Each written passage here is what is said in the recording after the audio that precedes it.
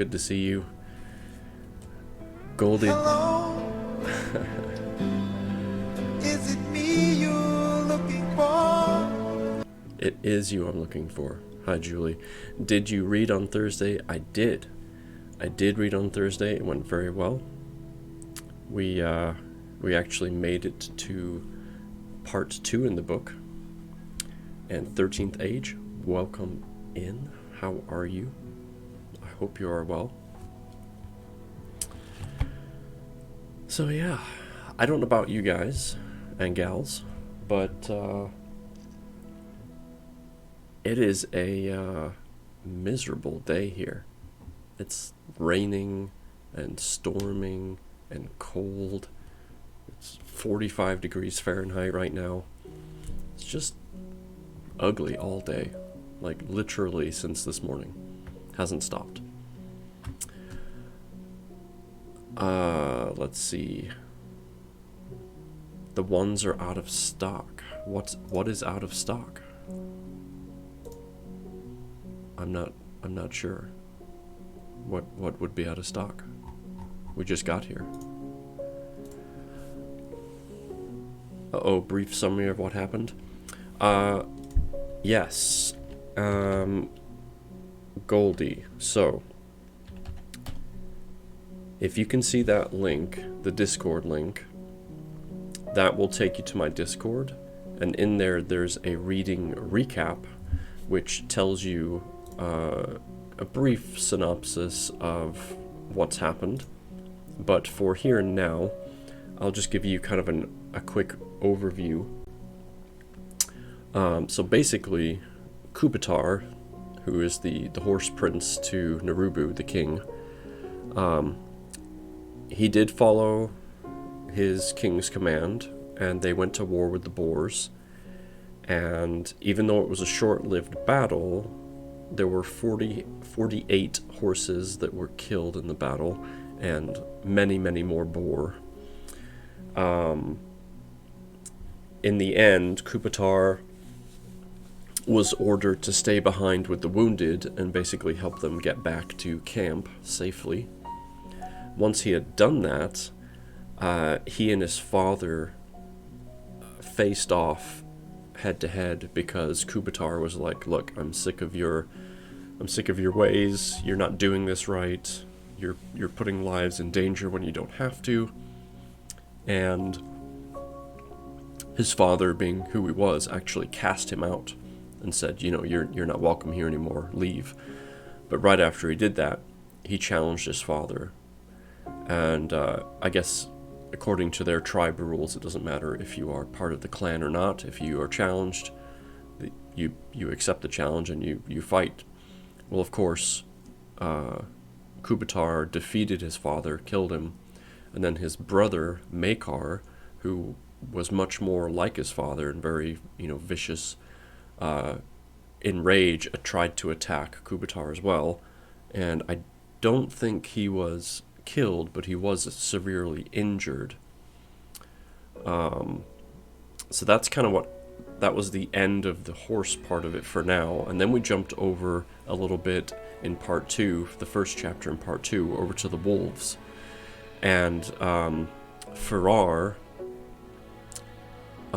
is one of the wolves and was basically told time and time and time again, you are not allowed to go hunting. Even though their family was starving, a lot of the packs of wolves were dying off because they weren't allowed to go hunting for some reason. The main wolf that was in charge of allowing them or not was basically very greedy and only let certain wolves go with her to hunt, and decided, even though it would possibly mean death to Farrar and his family, he and his siblings left anyway, because it was either starve to death or go hunt and eat and then maybe die later. So either way, it was like a, throw a dart, which one do you want to choose? And so they did go hunting. They did get a couple of boar, and they were able to eat. But that was basically the end of it. So what happens after that, we do not know. So yeah, that's basically the summary of where we got to. And hi Hicks, good to see you. Let's see, what did I miss?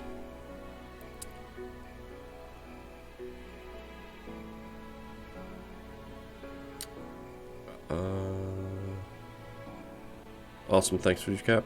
Great way to start the stream. Yeah, glad it helps. And feel free to join Discord too if that's helpful to you, because I'll be posting in there when I remember for the different recaps of what we've been reading. So, as far as you're concerned, Julie, I don't understand why you wouldn't be able to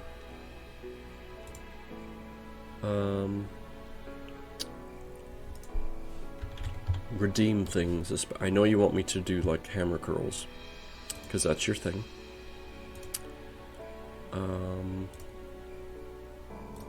So let me just go look. I haven't changed anything.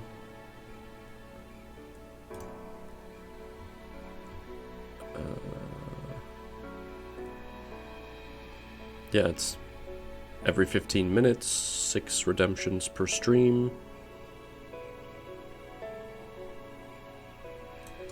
Oh, I see what the problem might be.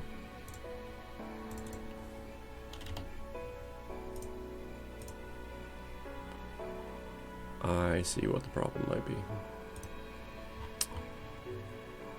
Okay. So I think I fixed it. You'll have to let me know. And there it is. Okay. Luckily I have my weights right here. So now I will do some hammer curls before we get into our read.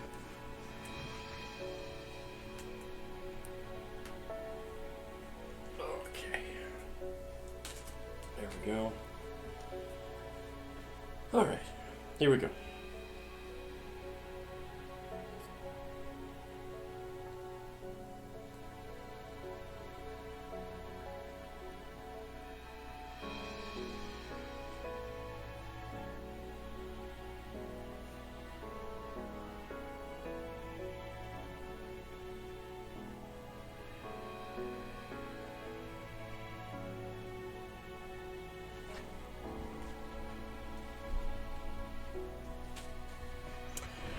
Thank you, Julie. Appreciate it. Yeah, I think I had the setting to 2, and in my head I was like, oh, this is 2 just like per stream, but it just meant 2 like forever, so I deleted that. So okay, now I will hydrate.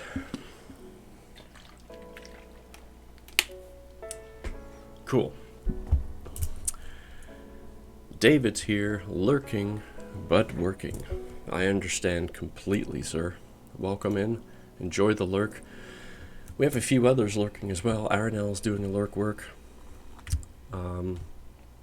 Aaron was here earlier with the lurk. I don't know if he's still here, but yeah, so welcome in. We'll host. Well, thank you. I appreciate that. I do appreciate that. Alright. Let's start a Stream Raiders and then start reading.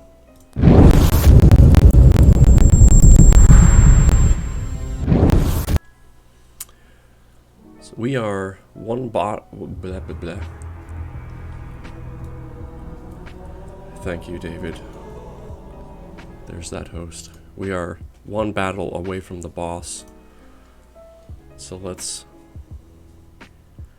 see what we got going on here. Oh yeah, this is a really good one for warriors. So yeah, if you have warriors, I love warriors on this map. And then of course, range units are always a good option. That's a lot of ranged. We don't need that many ranged. Some healers, And of course, if you have extras that you just need to place because you need them for a challenge or something like that, feel free to do so. But there we go. There's the battle plans. Go for it.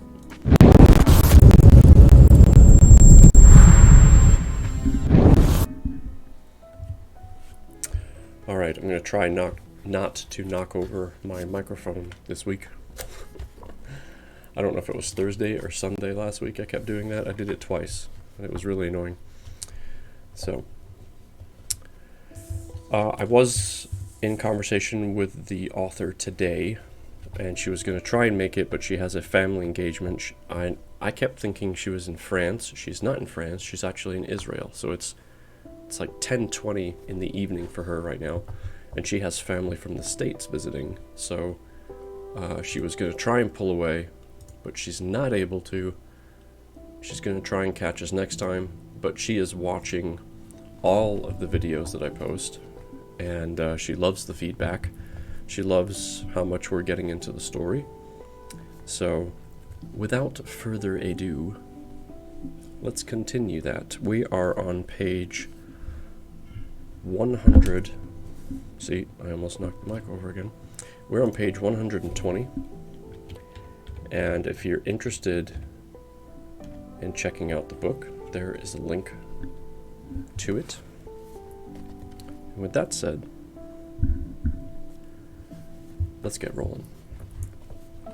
So this chapter is Natu. So this is going to be from Natu's experience. The only thing I'll say in extra feedback that I just thought of before I went live is it would help the reader, I think, if we knew which animal tribe each person was from as we're reading through the book. So like, I'm pretty sure Natu is a wolf, but if it said that, that would be even more helpful. So that's for you, Mrs. Goodman, as you're rewatching this after the fact. Okay, here we go. Or at least, I think it's a wolf. I could be wrong. Could be a boar. We'll find out. Natu looked to the northwest. He saw 6 wolves making their way north across the open plains. How did the sentries he posted not see them approaching? He specifically kept the sentries out there to keep watch for predators. They haven't seen any wolf or lion hunting parties make their way towards these hills all winter. Now that they were past the coldest part of winter, he was constantly afraid that the wolves or the lions would surprise them with a larger than usual hunting party once they realized that the Boar clan was up here all along.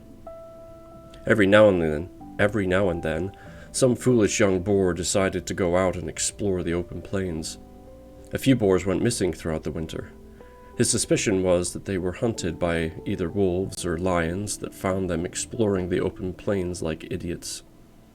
All it took was a few boars to be hunted not far from these hills to make a curious hunting party come and see if there were more of them up here. Which is exactly why he had placed the sentries farther down from the main plateau that he did in previous years. In addition, he placed more sentries closer to the main plateau just to be safe. He even went as far as posting sentries to patrol the perimeter of the main plateau where the clan slept at night. More often than not, he would find the sentries sleeping with the families. Unfortunately, there were many who treated his extra caution as a joke. They probably won't joke about his obsessive caution anymore, even though he regretted the reason for it. Maybe the missing sentries were able to escape, Banan asked quietly. Banan was Natu's second in command. He was one of the warriors among the clan who had proper military training and who had actually seen a fight or two against the predators within his lifetime. Natu leveled his gaze toward him, meeting Banan's eye with a cold, hard stare. He looked him in the eyes for a while, before saying harshly, "We both know they're dead." Natu looked back at the 20 boars that stood behind them.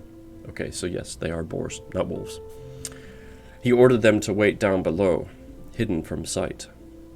The rest of the clan's full-grown boars were protecting the sows and the piglets, or patrolling the perimeter of the main plateau just in case there were more wolves. He turned around, walking down towards them, Banan following him. "We don't see the 2 missing sentries." He let that sink in. Some of them moved around uneasily, looking from side to side. "How many lions were there?"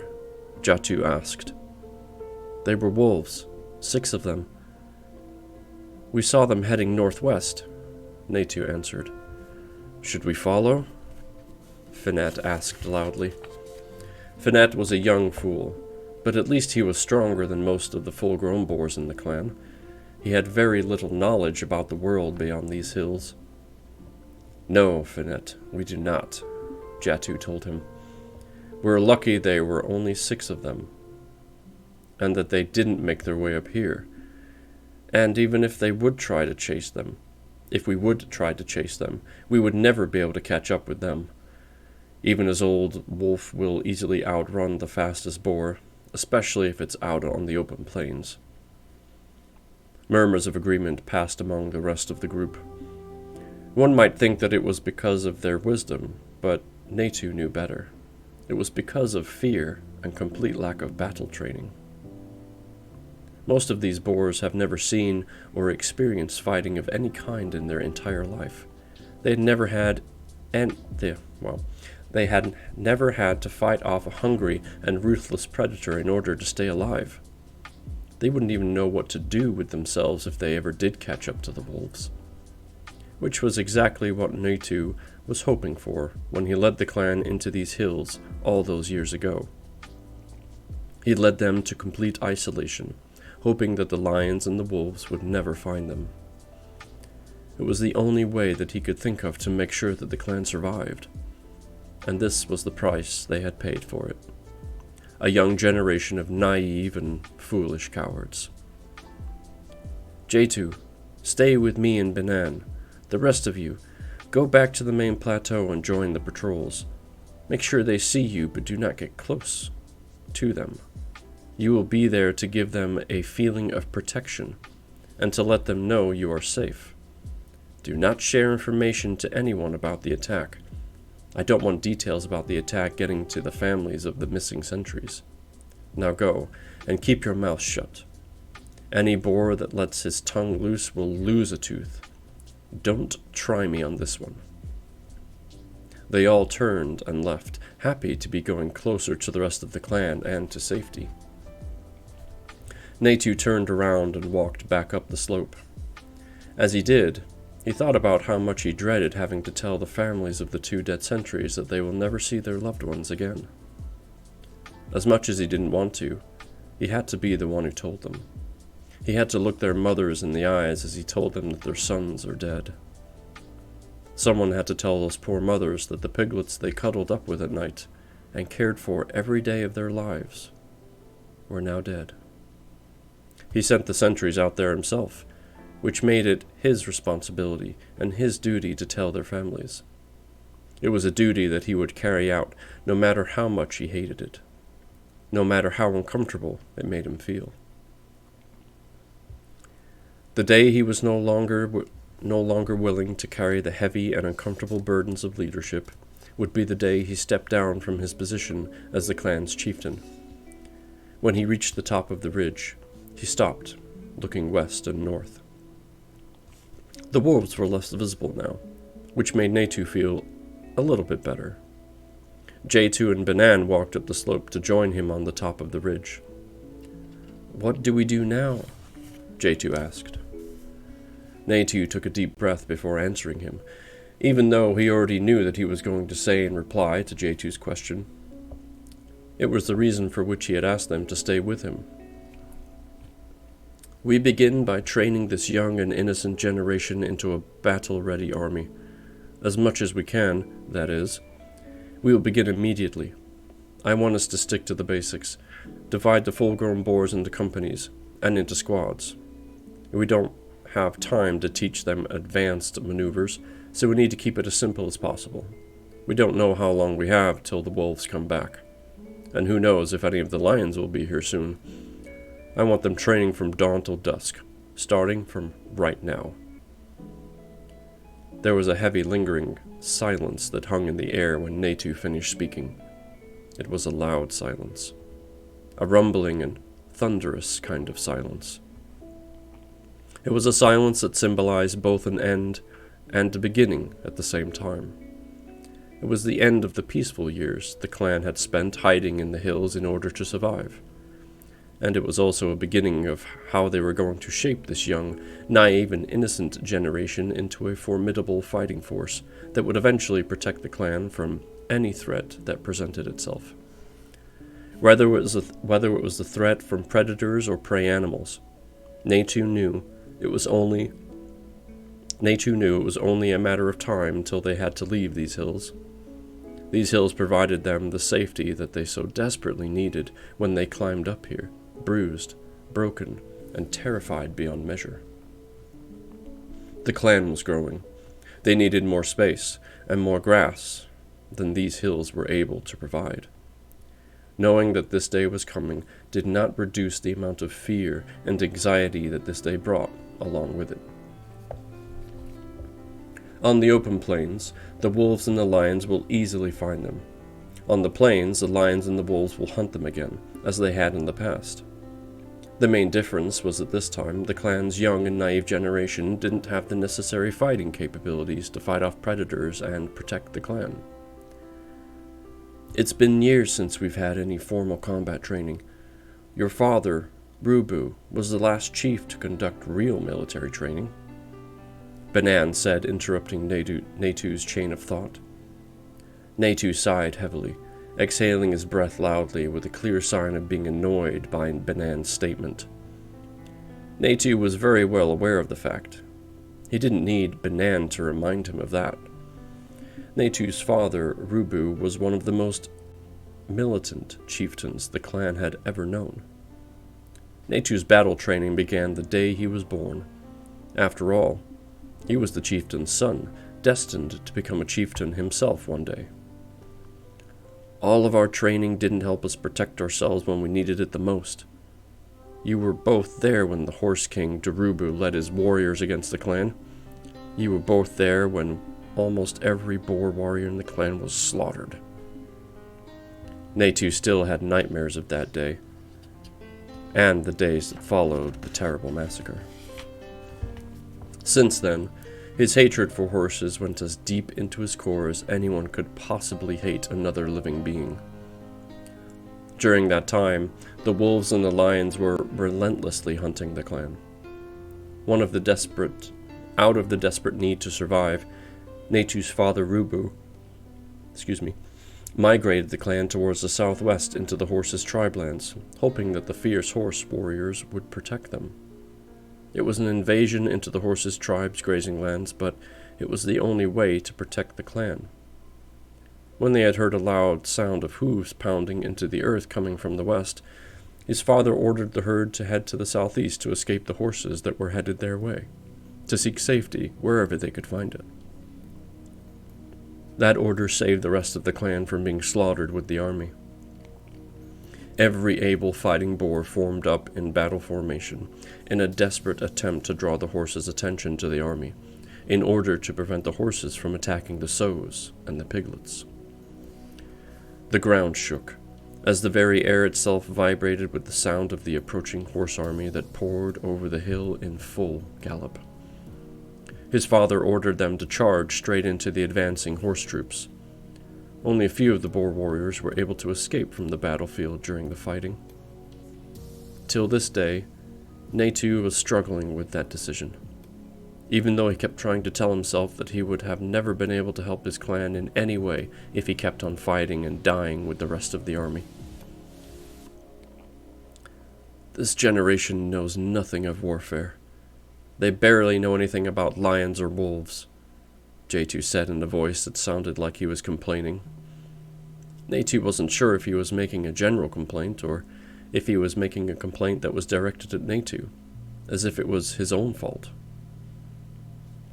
I know, J2, but they will soon, whether we like it or not. Ever since the massacre, Natu took upon himself the role of the clan's chieftain. He kept them hidden upon these hills, away from the predator and prey animals alike. He kept them away from life, and from death at the same time. Every day, he kept worrying that wolves and lions would finally find them. And every day, when it didn't happen, he felt relieved. He was focused on one thing, and one thing only: making sure that they survive. He didn't care about training them for combat or letting them run wild and free out on the open plains. The clan was still not the size it was before the massacre, but they have grown enough in size to be called a clan again. Last winter, only a few boars went missing. He figured that they were hunted by predators who found them on the open plains. The number of boars who went missing was still far less than the number that would have been hunted if they hadn't isolated themselves upon the hills.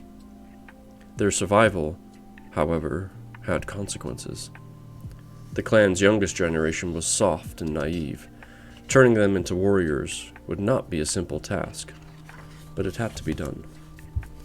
The wolves will eventually be back in larger numbers. The clan will be as ready for them as they can be. Natu knew that it wouldn't be enough, but it was better than sitting around and doing nothing till the next attack. And that ends that little chapter.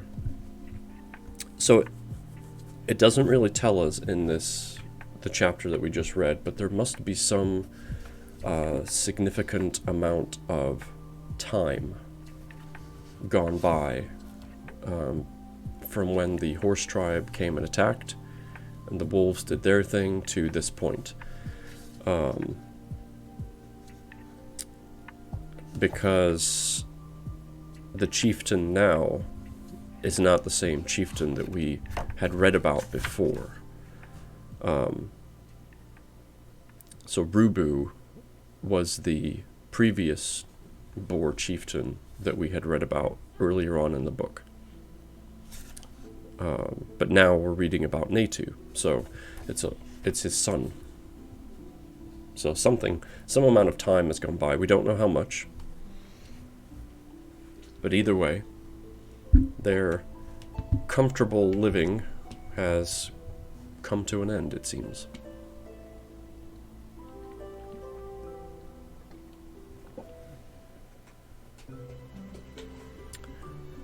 Okay. So now our next little chapter is based off of someone called Raya. R-A-Y-A. And this looks like it's actually from the perspective of the bison, so we're changing gears. So part 2 in the book, we started off with the wolves. Then we moved over to the boars because the wolves had attacked the boars. And now we're switching, for the first time in this book, over to the bison's approach. Or perspective, I should say. So, let's see what Raya has to say.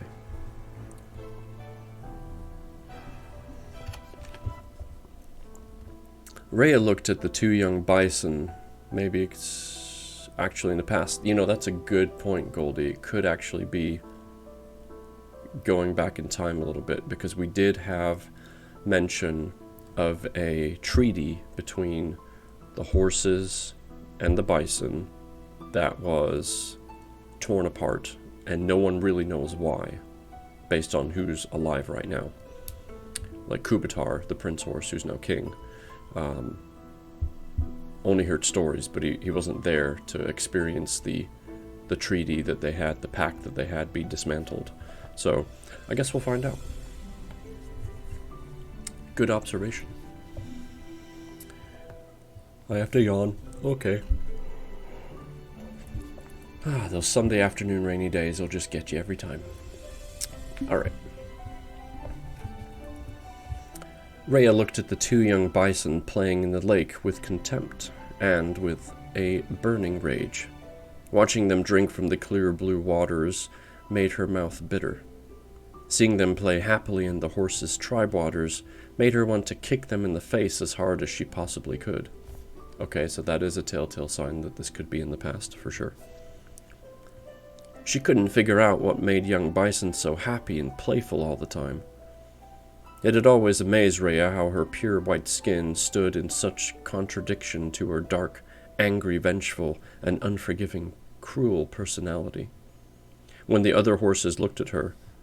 Okay, so this isn't a bison. This is a horse. At least I think it is.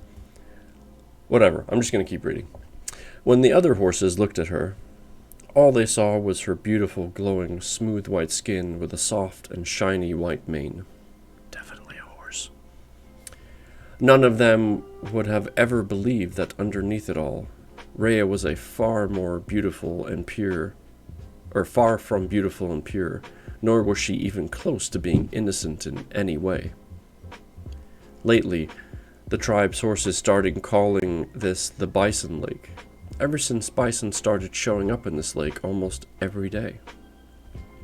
Everyone wondered why the tribe's king allowed such an invasion to take place, where everyone could see it for themselves with their very own eyes. Rhea could never understand why any foolish horse king would let those dreadful bison anywhere near the tribe's grazing lands. They would only attract lions or wolves who were hunting those big, stupid, and ugly bison. Any slightly intelligent animal would realize that predators would prefer to hunt bison rather than try to hunt horses. The average bison significantly outweighs the average horse, making the bison the obvious choice of prey for any predator. And if it wasn't enough of a reason, bison were much slower than horses, making them easier to catch up with once they started running away. But once a lion or a wolf followed the bison here, they might consider hunting horses as well. They put the whole tribe at risk. It was both safer and better for the tribe to make it clear to the bison that they were not welcome anywhere near the tribe's grazing lands. If Rhea was queen, this unnecessary and dangerous threat to the tribe would have been dealt with immediately, and ruthlessly. It was only a matter of time until more horses were hunted because of the bison's presence. When Rhea raised her concerns to a few of the tribe's company commanders, they suggested sarcastically, as if she was so worried about the presence of a few bison, then she and the others concerned mayor should start patrolling the perimeter of the tribe's grazing lands to help the stallions protect the tribe's borders. Their insulting laughter made her even more angry about it than she already was. Rhea hated how so many of the tribe's stallions thought that the mares were weak, not capable of providing any kind of protection from the herd. Any stallion who thought that the mares couldn't fight if they had to needed to be kicked right where it hurts by a full-grown mare. Most of the foolish stallions saw the training for battle kicked with a lot of force and speed, but without enough accuracy, at least in her opinion. When you kick your enemy, whether it's a predator or any other prey animal, you need to kick them somewhere where you can disable them from fighting back. If Rhea was queen, all of the tribe's mares would learn how to defend themselves with accurate and powerful kicks that can disable any predator they ever face. When Rhea was queen, not if, since it wasn't a question of whether or not she will be. It was simply a matter of time, and a question of what she had to do to make it happen. Rhea looked forward to that day for as long as she could remember. Until her own sister, Nira, was chosen by Dairu, the young horse king, to be his lifelong queen. It took the whole horse tribe by surprise when Dairu selected Nira as the queen. As was tradition, whenever a horse king became too weak or too old to lead the tribe, he would choose one of his sons as his successor. The whole tribe had to be there, under the Tree of Kings, as the old king announced the identity of the new king in front of the entire tribe. Hi, Queen. Don't worry about it. Come on in. Get comfy. Cozy up. Enjoy. BT, my team fought in the finals team of the league, and I was commentating that. No worries. No worries. No pressure. Feel free to drop some units, though. You have about 4 minutes left, so. If any of the... Well, I'll start that again. If any of the other sons thought that they should be the ones who should rule instead of their brother, they had the right to challenge the chosen successor for the right to rule instead of him. The victor would then announce himself as the tribe's new king. Any stallion in the tribe with royal ambitions had the opportunity... There we go again. Had the opportunity to fulfill them by making a challenge of its own. Making such a challenge was a risk that very few had the courage or the audacity to make. When Dairu's father, Kubuta, saw that Dairu was bigger, stronger, faster, and more fierce than most of the horses in the tribe, he announced a gathering of the entire tribe.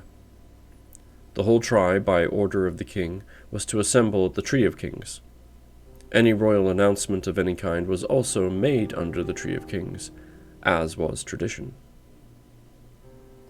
Most of the tribe thought that Kubutar was gathering the tribe to announce that the tribe was going to war against the bison. Many were even hoping for it, Rhea among them. Many of the families in the tribe wanted to wage war against the bison for stealing their precious water, for invading their lands which were protected by the tribe's brave warriors. Regardless of what they all thought about that Kubutar was going to announce, every horse in the tribe answered the summons. No one dared to disobey such an order, definitely not from Kubutar. Even more so with a son like Dairu. For to disobey Kubutar would bring down upon them not only Kubutar's wrath and fury, a fierce and battle-hardened king. Kubutar would definitely be accompanied by Dairu, one of the most feared stallion in the tribe. That day, underneath the Tree of Kings in front of the whole tribe, Kubutar made his drastic and unexpected announcement. He announced that Dairu would take his place as king of the horse tribe effective immediately. That was the day when Rhea's world came crashing down on her. It was most definitely the worst day of her life. The events of that day made her feel like she was run over by a stampede. On that dreadful day, Dairu chose her sister, Nira, as his queen. Stupid Nira, who was always such a slow runner with a clumsy and pathetic posture. Not to mention a weak and frightened mare who let anyone and everyone step all over her if they simply wanted to. Nira looked like an ugly old boar in comparison to Rhea, who possessed a radiant beauty. Dairu probably chose Nira because he wanted a queen that would let him do whatever he wanted to. A queen who wouldn't speak her own mind because she didn't have the necessary intelligence to have a mind of her own. Since she was a foal, Rhea knew that she would be the tribe's queen one day. After all, Rhea was the most beautiful, the most intelligent, and the most cunning mare in the tribe. Possibly even the most beautiful mare in the tribe's history. Maybe even in the history of the horses altogether. When Rhea ran across the plains, everyone in the tribe stood and stared, especially the stallions and the colts. She ran with regal grace, with a perfectly composed posture in every step. She ran with a dignity that only a true queen could possess. And instead of choosing Rhea to be his beautiful queen, Dairu chose Nira, her younger sister.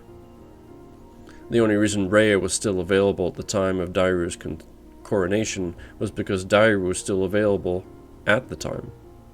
She turned down every offer of marriage that was presented to her to save herself for Dairu, to be his queen, to be the queen of the tribe, to be loved by all, as was her destiny.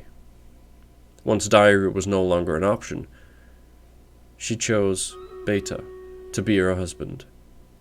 She basically chose him because every stallion in the tribe desperately wanted her. Any stallion except for Dairu, who was a fool, because only a fool would want Nira as his wife, when Rhea was still available. Beta was one of the largest, fastest, and fiercest stallions in the tribe. He was tall, black, heavily muscled, with the grace of a proud and confident warrior in every step. He ran like the wind and kicked with the strength of a lightning bolt. And he was so stupid. Easy to anger, easy to distract, and easy to forget. He was the perfect husband for what Rhea. A stallion who can become a king. A king she could control. A king who would defend her against any animal that threatened her. A king who would stomp down any opposition to Rhea's rule as the tribe's glorious and beautiful queen. Beta, her now husband and father of her young foal, Kanag, stood beside her on the hill. Kanag was playing with Nira's foal, Soren. The two foals were becoming good friends. If there was something Rhea felt that Nira was actually capable of, it was watching over foals. The whole tribe felt that she was good at it, for that matter. More and more foals and mares somehow found themselves around her lately. The fact that so many of the tribe's mares felt that Nira would make such a good queen made Rhea even more jealous and angry. It was Rhea who was born to be the queen. Nira was born to do what she was told. I was Rhea, who was born to rule the tribe, whether they liked it or not. Rhea had her fair share of listening about how much everyone loved stupid Nira. It was time for Rhea to finally be queen. She looked at Beta, who was standing beside her. Then she looked at the bison playing at the lake. She started walking down the hill towards the lake. Are you sure that's a good idea, Rhea? There are 2 full-grown bison down there. Rhea looked at him with an intimidating stare, as she said mockingly, And are you such a coward, Beta, to be afraid of a few bison? Did I marry a coward? Beta stiffened at the comment. Then he puffed up his muscular chest, raised his head, and walked up beside her, standing even taller than he did before. Together they walked down to the lake, towards the bison invaders. It was time for Rhea to set events into motion that would make the tribe seek her wisdom and her guidance in the troubling times ahead. This time, she was not going to rely on a foolish stallion to give her what she wanted. She was going to make it herself, or take it herself. She was going to make sure of it this time, no matter the cost, that she or the tribe had to pay for her to be their queen. Well then. So I thought maybe that chapter was going to be taking us into the past, but based on the fact that Kubatar has been king for a while and now has a son, I definitely say we are still well off into the future, especially since now his son is king. So that tells me we are a significant amount of time into the future, based on what we just read, which is a little nuts, because that's a huge time gap.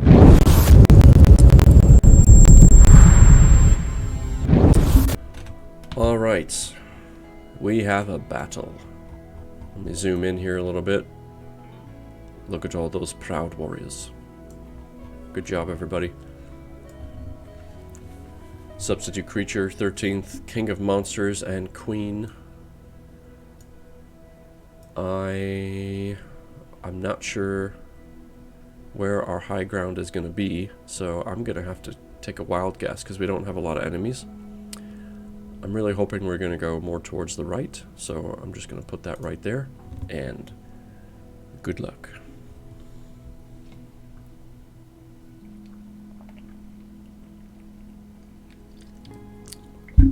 I was really wrong. We went right up the middle. And then to the left. So that was a huge waste. Oh well. It's fine. Not a big deal.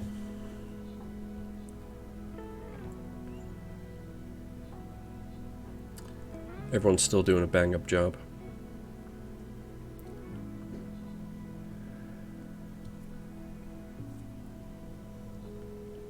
I don't know what happened to the music. This does this to me every single time. And it's almost over. These units need a compass? No kidding. I wish I could tell them which way to go. Anyway, matters not. Good job. And Queen, look at that. You came in at last minute, but you get the bomber scroll. Alright, good job, everybody. Let me just collect some candy cane and some coins here. And then it's battle time with the boss. I don't think it matters which direction we go here, so we'll just go north. Alright. I hate this map. Alright, you know the deal. Archers are awesome on this map, just because we automatically get a decent amount of range units to attack immediately. Put some tanks in around them. A couple of healers. Ha, thank you. You are welcome. You are welcome. Alright, there we go. Battle plans have been drawn. Good luck.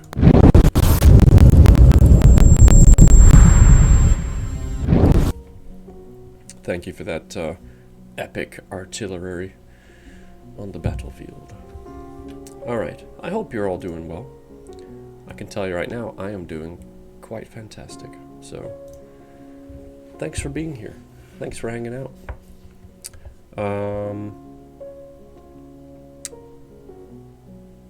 Oh, before I forget, our book club, I'm doing well now that I can sleep next night. Sleep is always good. I don't care who you are. Epic book artillery. Nice. Good job. Book club coming up. I just finished reading Coraline in Discord on Friday. And it's a great book. So I hope some of you have read it as well and you are prepared for the book club stream. Doing well listening and cooking. I can smell it from here. Add some more lemon pepper, please. Alright. So, our next chapter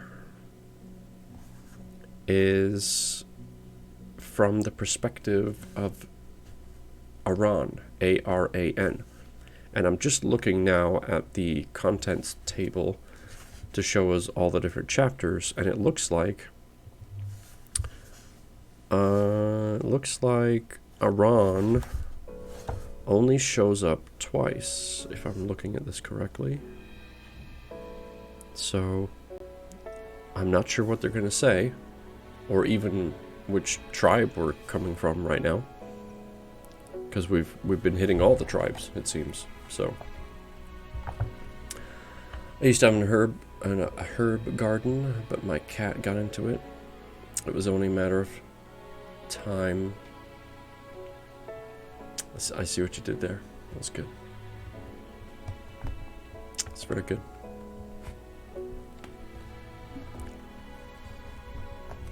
Good job. I love the puns. Okay.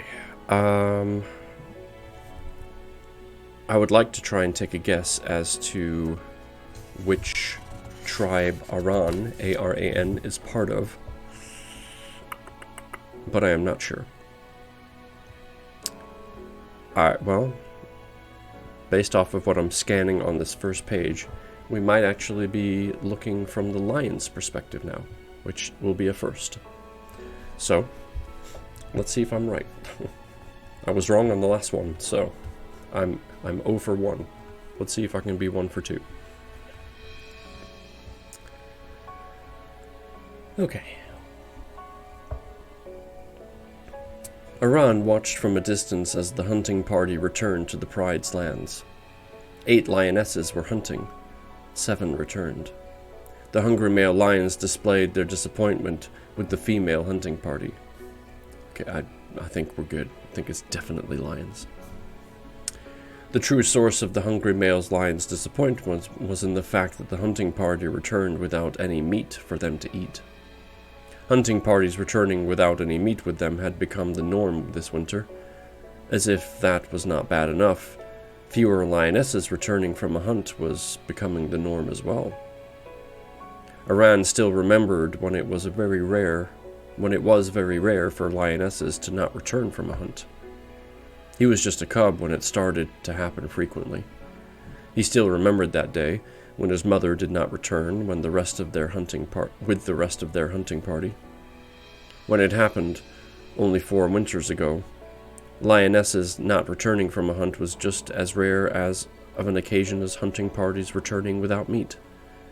These days, it was a surprise when the whole hunting party returned unharmed. Over the past few years, the bison and the horses have turned into fierce warriors. None of the older lions remembered a time where they were so hard to hunt. The bison and the horses were all... Let's start that again. The bison and the horses were well organized, confident, and deadly. Ever since the boars disappeared, the lions only hunted the bison and the horses. At least they tried to hunt them. The pride was drastically affected by this. Meat became scarce. Hunting meant death for lions just as much as it did for the bison and the horses. Many of the elderly lions went off into the plains, never to return. They preferred to die alone on the plains than to starve to death with the rest of the pride. That's a somber look at things. They also knew that the small amounts of meat that were occasionally distributed to them will reduce the chances of survival for the younger lions that still had a full life ahead of them. Aran sat alone on a low hill to the west of the pride's main plateau. He sat there alone, looking at the sun set to the west. He turned to see the lionesses join their families to lick their wounds and to cuddle up with their loved ones after a rough day. Cuddle up for another night of cold winds and painful hunger. Not a single lion approached the lioness who returned from the unsuccessful hunt to comfort them or encourage them to do better next time. Aran painfully remembered when things were very different around here. This was just another one of the many changes that the Pride had gone through in the past few years. When a hunting party left the Pride's lands, their families hoped for 2 things. The first was for the hunting party to return with meat for them to eat. The second was that their mothers and sisters would return safe and sound. The saddest thing about it was that they hoped for these things in that exact order. Aran felt sorry for the young cubs who would never see their mother again. Aran knew that he was the one of the luckier orphans. He was one of those who was embraced by the Pride, comforted by other lionesses after his mother died. This winter, cubs were beginning to mourn their mothers from the moment they left with the rest of the the rest of the hunting party. Many of the Pride's lions are already mourning the death of the entire Pride. Aran wondered how many of the Pride's lions regretted Aran wondered how many of the Pride's lions regretted not supporting his father, Panub, in his public attempt to persuade Lord Callan to allow the male lions to join the lionesses on their hunts. The public incident was only a few days before his mother, Nubana, went missing. Panub was the first and the last lion to publicly argue with Lord Callan about anything. Till this day, no one knew for sure what had actually happened to Aran's father. Some thought that Lord Callan banished him for trying to change the old ways, for publicly challenging Lord Callan's decisions as the Pride's leader and decision-maker. Others thought that he had actually gone hunting to prove his argument that lions should hunt as well, and got himself killed by bison or horses. Aran did not have such naive thoughts about his father's disappearance. Lions were not able to stalk their prey with natural stealth lionesses had, but their strength would have been quite useful when the hunting parties encountered patrols, which was more often than not these past few years. Maybe if the Pride knew back then how many lionesses would die in their attempts to hunt bison, and the horses, they would have reacted differently to his father's suggestions. Regardless of what the Pride thought, or what really happened to Iran's father, he lost both of his parents within a matter of days. Life was not good for an orphan in a Pride that slowly started to lose its unity and its sense of companionship. Within days, Iran's life had changed from a happy and protected life with loving parents and playful siblings to a sad, lonely, and vulnerable life. No one knew how many of the Pride's lions would live to see spring. None of the Pride's older lions remembered such a cold and harsh winter. This winter, snow fell almost as often as rain did. A few times it even stuck to the ground for a whole day. When that happened, some of the weaker lions were still lying on the ground when the snow had melted. Iran had recently found out what really happened with the lions that froze to death. It had shocked him at first, until he realized how foolish he was not to have suspected it to begin with. Lord Callan and his closest followers would drag them away to eat them. Iran felt disgusted by their actions, but he also had to admit that he understood why they did it. After all, it was that or starve to death. Eating other lions as corpses was just a little better than starving to death as far as Iran was concerned. Iran knew he could never do that, but he also hoped he never found himself in a tempting situation where he would be tested with another lion's corpse right in front of him, while his stomach ached and burned with intense hunger. Iran kept his gaze on the Pride's families that were spread out on the plateau in small groups, clinging to each other for warmth, bearing the hunger together, hoping that tomorrow they might be lucky enough to eat something. He knew what he had to do. He had known it for days now, even weeks. He wondered again why he was stalling for so long. He decided it was finally time to act. He knew it was only a matter of time till he starved to death. Iran sighed heavily. A strong feelings of grief and sorrow threatened to overwhelm him. No one cared to give him any meat for quite some time now, since he did not belong to any family. He was barely even part of the Pride, if this could still be called a Pride. Every lion was just trying to survive through the winter, let alone help others. As the winter dragged on and got more intense, no one shared meat with any lion that wasn't part of their family. Even among family members, sharing was becoming more difficult for everyone. Whether sharing was easy for them or not, they all still have to share their portion with Lord Callan. Everyone had to give half of the meat they brought back with them from a hunt to Lord Callan and to the lions who always stuck around him, waiting impatiently for their next portion of meat that was hunted by others. Iran scanned the sky, noticing that it was getting darker, which meant that no one would see him leave. He got up, looking at the Pride one last time before he left for good. For a moment, he just stood there, remembering what it was like to be part of the Pride as a cub. Back then, there were over 500 lions roaming the plateau. Each and every one of them was part of a big and happy family. They were once a unified Pride that cared for each other. During that time, laughter and joy were visible everywhere.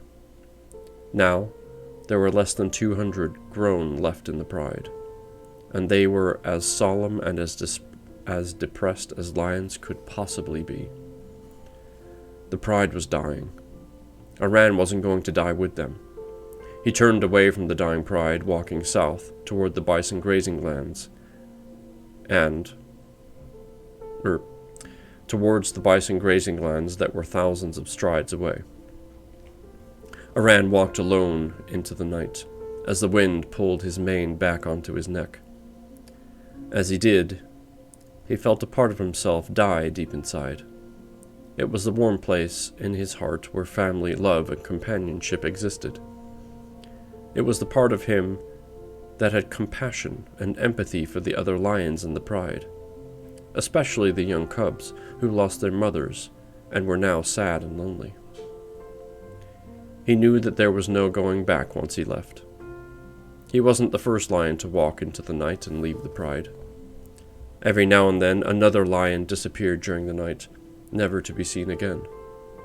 Aran recently started suspecting that they might have been eaten by Lord Callan and his followers.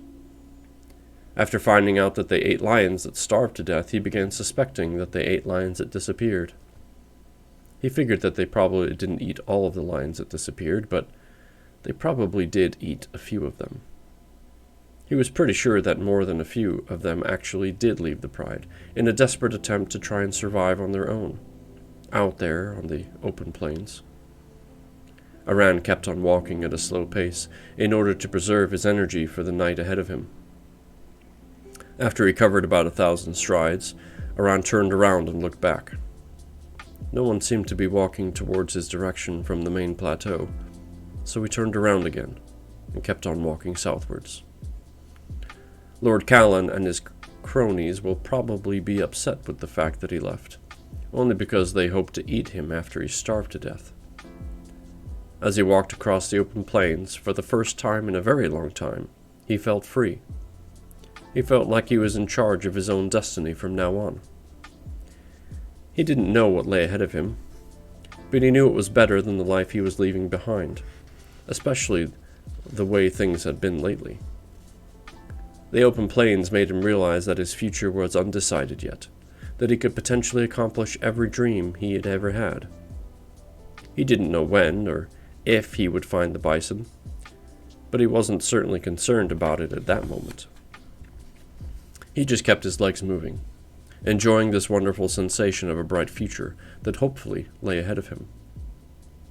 Aran walked from one low hill to the next, suddenly realizing that he was headed southeast. He figured that this would be the best way to spot the bison before he reached them.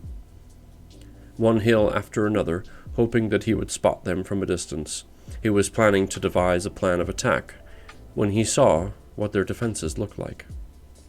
Aran walked from what seemed like a long time. He began to wonder if he was walking in the right direction. In the right direction. Just as he walked at the top of another low hill, he spotted them. They were about 500 strides away from him when he did see them. The large lumps on the hilltop up ahead were certainly not bushes or rocks. There were 10 of them, standing on the hill, looking out in every direction. Aran slowly lowered himself to the ground, hoping that his movement went unnoticed by the bison, who were standing guard only 500 strides away from him. Behind them, there were thousands of shapes spread out through a large and semi-flat valley. Aran figured that the valley must be so large that it was at least 2,000 strides across in both width and length. He looked to his left and to his right, trying to see if this was the only group of guards.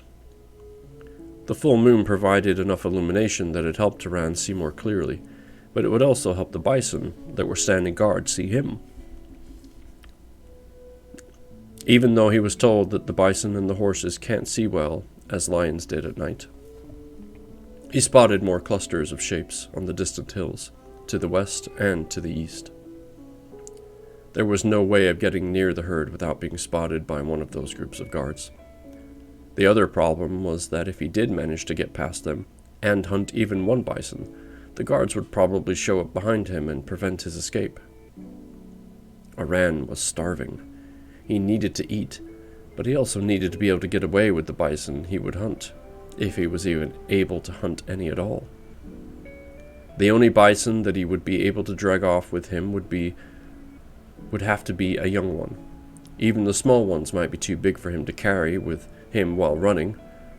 Another problem was that Aran would need to drag it away while the other bison would be trying to catch up to him and kill him, which they probably would be able to do. That meant that he would need to outrun them before he could actually eat his kill. Looking out at the bison, who were standing guard, Aran finally realized that the cold and hard truth was staring him in the face. He wasn't going to make it.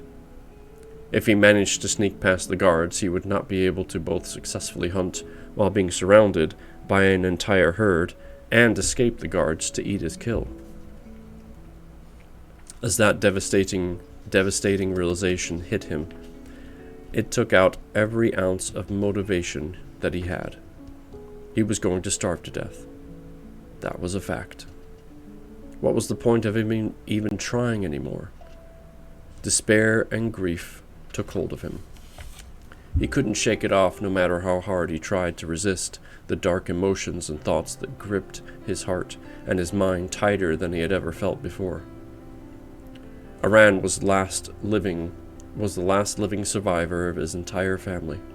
His father's line would end with him. He was bound to painfully and slowly starve to death, without being able to successfully hunt a bison or a horse.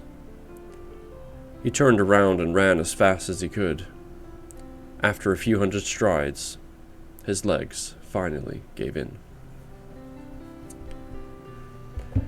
Well, that was a bit of a somber chapter, was it not?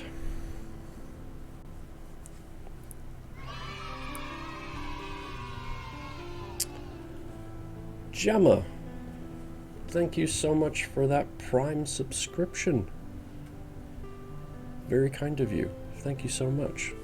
You can use Prime anywhere and use it on me. Thank you. I appreciate it. A bummer indeed, 13th. Good gravy. We finally get to meet the lions in person instead of just talking about them. And we find out that their entire pride, much like many others, except for the horse it seems, they are in despair, breaking apart, no more unity, and one by one, lions are trying to brave it on their own, and they're all just dying off. It seems like the boars are having much more chance of success at this rate. Jeepers.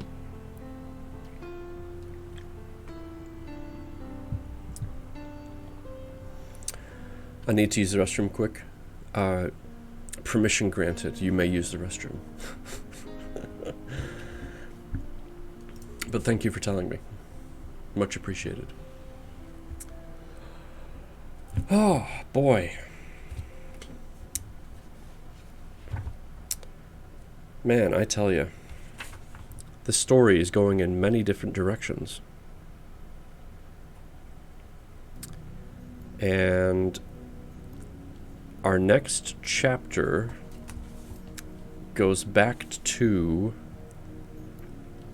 Farrar, and if my memory serves me correctly, which I hope it does, Farrar is a wolf. Yeah. So we went horses, lion, and now we're going back to wolves. And it's a bit of a longer one compared to the other chapters that we just read. So, let me see. I'm using my table of contents as my guide right now. 171. Or wait, no, we're not that far. 147. Okay, I was wrong. I'm looking at the wrong place. It's not that long. It goes to page 154. 147 to 154. Whoops. I was skipping too far ahead. Okay. Yeah, it's only about 9 pages, so not too bad. Oh, alright, I think I'm going to use this moment myself to do a quick stretch, so let me put in my bookmark so I don't lose my spot, and I shall be right back.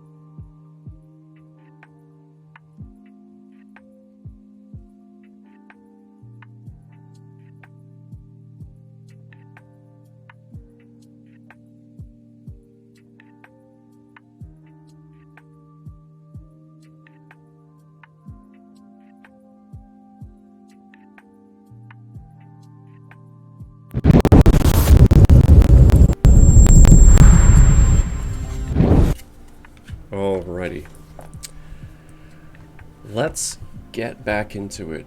We've got about 4 minutes left on Stream Raiders, 4.5 minutes, give or take.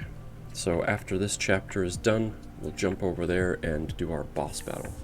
You're back, I'm back too. Isn't that great? M.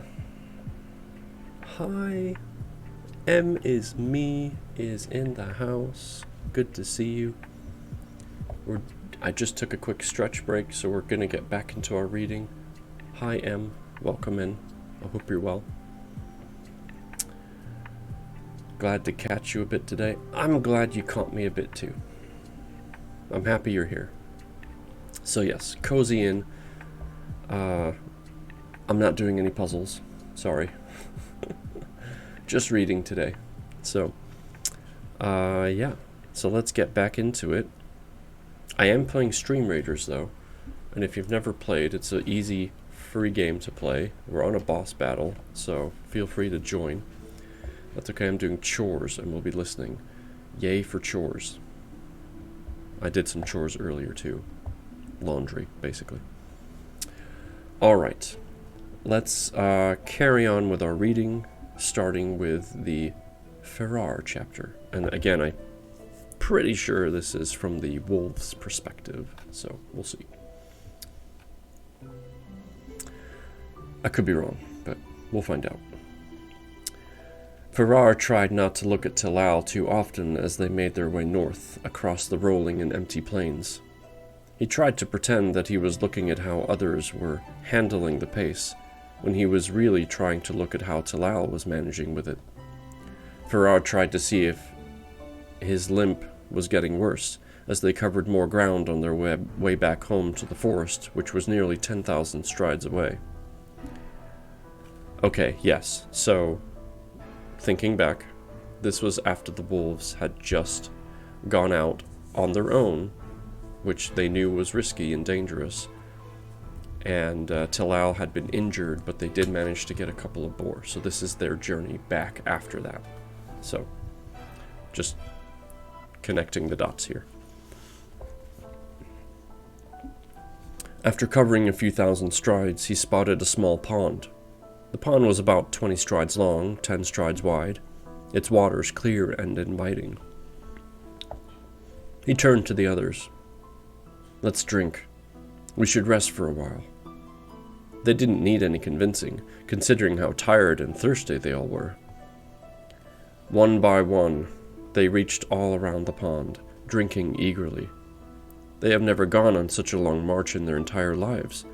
They have also never hunted before, which was far more exhausting than any of them had expected it to be. Ah, yes, Poke start, there you go. Now you're in the game. Welcome to the PCG community. The intense fighting experience from earlier today was still pulsing inside of Farrar's mind and body.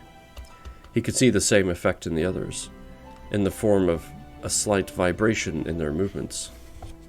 Farrar looked at each of them, inspecting their eyes, their posture, and their movements. There was something different in the energy that surrounded them.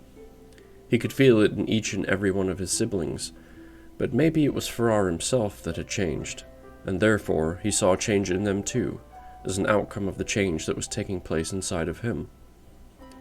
They embarked on their first hunt only yesterday, but it might have been last winter for how much it had already changed them. Or him. The reason for this change went far beyond the fact that it was their first hunt. Their change was mainly affected by the fact that they were rebelling against Gira, against the corrupt oppression that she represented in her actions, that was tearing the pack apart. Their rebellion was a declaration of resistance against everything that she and her followers represented. Their rebellion was a declaration of them all becoming fully grown, able to independently make their own life decisions, which included taking their own actions against those who oppressed others, even if their parents advised them against it. Perhaps even more so because of the fact that their parents objected to it. They decided to stand up for their own lives, their parents' lives, and the lives of the other wolves in the pack that were being oppressed and starved to death. Farrar wasn't thinking of his parents or the other hungry wolves when they left 2 boars with meat still on their bones, thousands of strides behind them.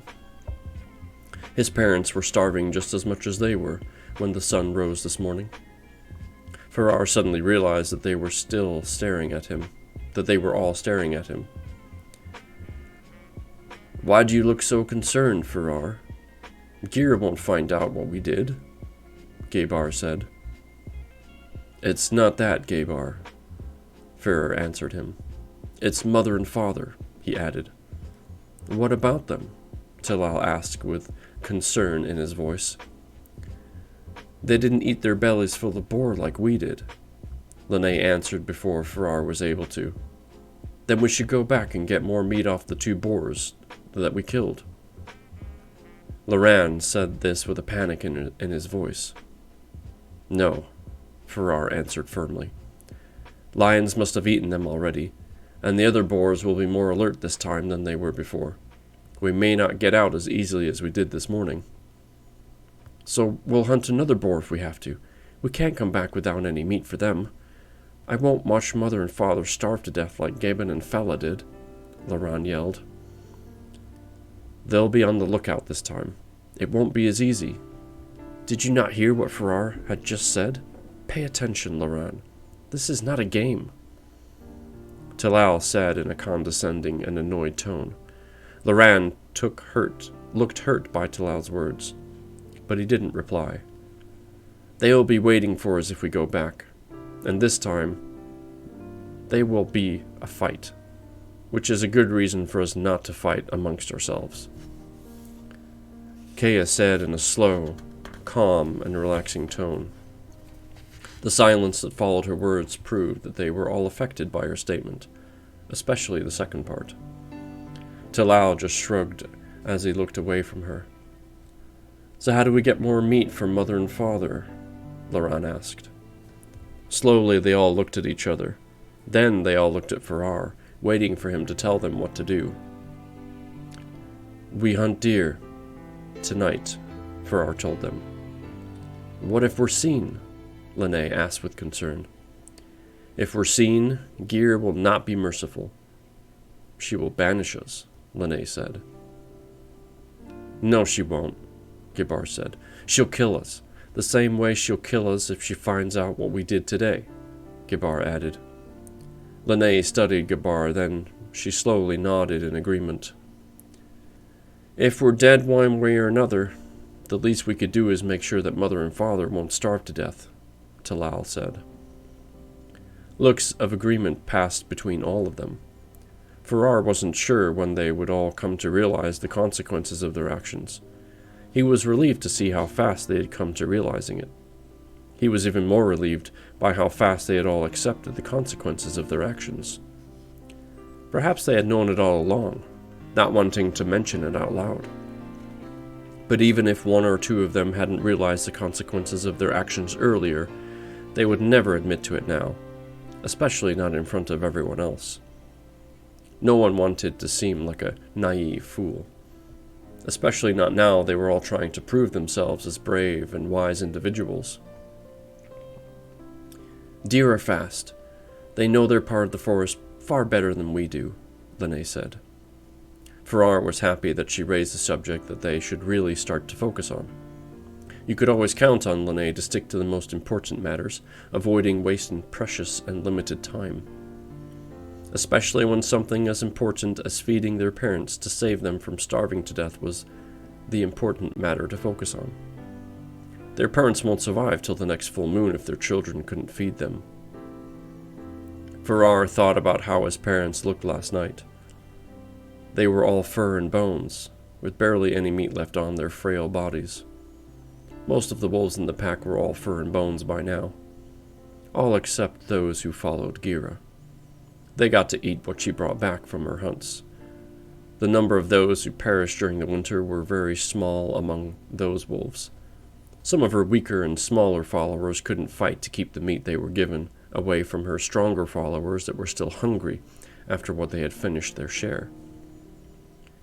"We may not be the only ones who are willing to hunt deer without Gira's permission. There are many other starving animals who would gladly join us, Farrar said. Lene studied him, thinking for a moment.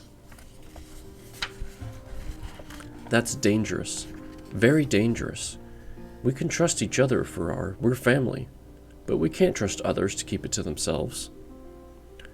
Farrar thought about it. He had to admit that she was probably right. The others all looked at him and Lene, waiting to see where the conversation would lead to. You might be right, Lene. It's hard to say.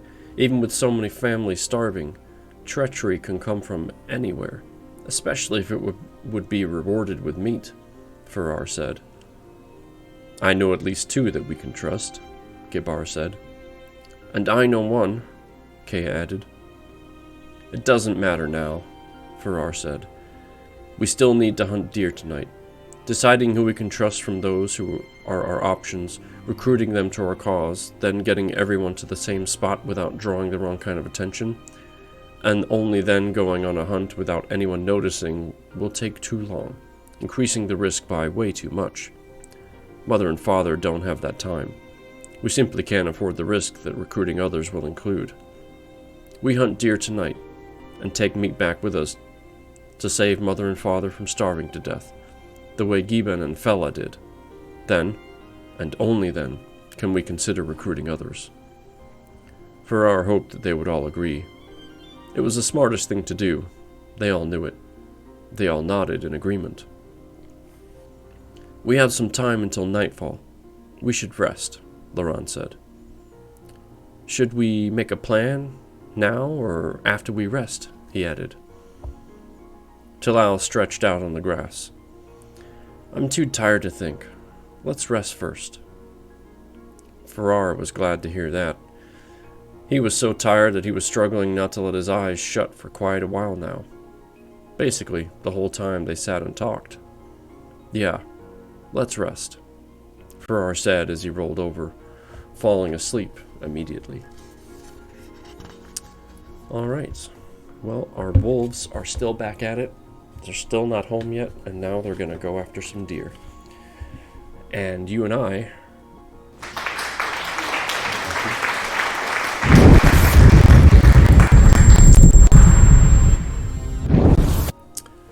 Applause indeed. And you and I are going to go after some Stream Raiders. Look at all those beautiful units. Okay. I'm going to put the... Well, I could curse, I guess. Nope. I'm just going to go like that. Alright. This is the boss battle. And let me change the music real quick, because every time I bump it up, it doesn't seem to matter. Alright, here we go. Good luck.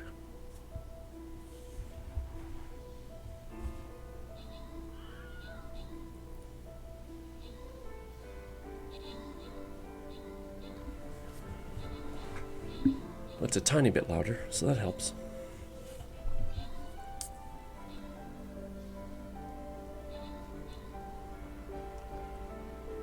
I hate this map. We are neck and neck on the enemies to allies.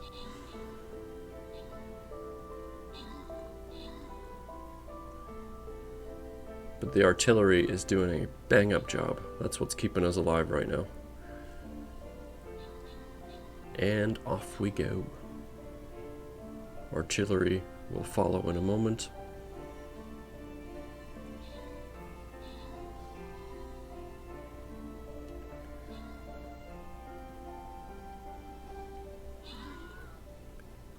'13th with 40 kills so far. That's nuts. Boom. Nailed it. Okay, now I think, damn, should have placed my artillery, but next time on this map. That's okay. Any kind of archer on this map is good, so. Queen and 13th, good job on those. Enjoy the rest of your rewards. Boss defeated. Good job, everybody. Alright, let's do one more. Do we go mystery or bronze chest? Let's go with bronze chest. Let's see what our map is. Ah, it's this map. Okay. We're gonna go right here. Get some melee. So if you got melee, place those. Archers, of course. And then we'll get some tanks in the back.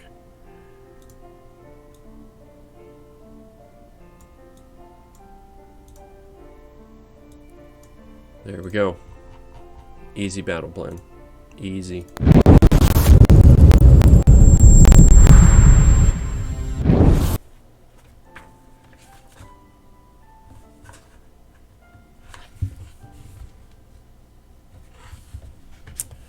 Alright.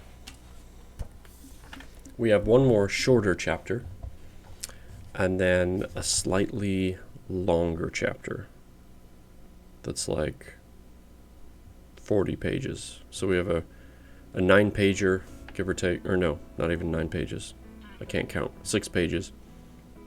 And then a 40-page chapter. So that will get us to right where we need to be. So this chapter is coming from the perspective of Lene, still with the wolves.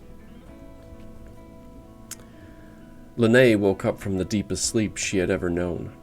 Looking around her, excuse me, she saw most of the others were still sleeping.